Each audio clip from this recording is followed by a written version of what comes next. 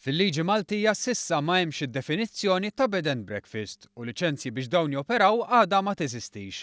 Xi ħaġa li qed issir ħidma fuqha sabiex il-liġi tkun aġġornata sal-aħħar tas-sena. Dwar dan tkellimna mal-kap eżekuttiv tal-Awtorità Maltija għat-Turiżmu Paul Buġejja li l-ewwel net ħares lejn dan bħala fenomenu li qed iseħħ madwarna. Hemm id-domanda mit-turist illi qed jiġi f'pajjiżna u jixtieq li jieħu esperjenza differenti.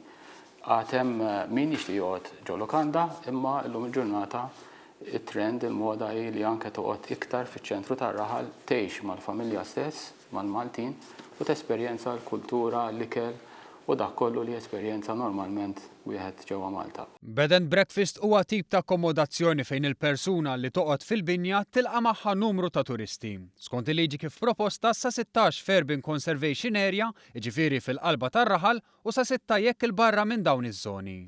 Xi ħaġa li tista' tgħin fil-konservazzjoni tal-binjiet tagħna filwaqt li toffri opportunità ta' dħul mingħajr il-bżonn ta' investiment estensiv.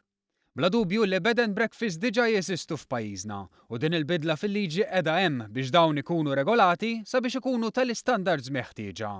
Fejn qed naraw li wieħed m'għandux il-permess u m'għandux il-liċenzja qed ukoll nitkellmu magħhom direttament u hemm numru sostanzjali li qed juru interess sabiex forsi llum il-ġurnata qed jakkomodaw numru żgħir jew jixtiequ jakkomodaw imma m'għandhomx għax m'għandniex l-iskop tal-liġi li diġà hija definita. Lilin minn dan Buġejja innota li din l-inizjattiva li s-suq għaliha huwa kbir u diġà hemm interess sostanzjali dwarha se tkompli tgħin lil pajjiżna jakkomoda iżjed turisti e kif ċertu xhur l-akkomodazzjoni tradizzjonali, jiġifieri l-lukandi, mhijiex tlaħħaq mad-domanda.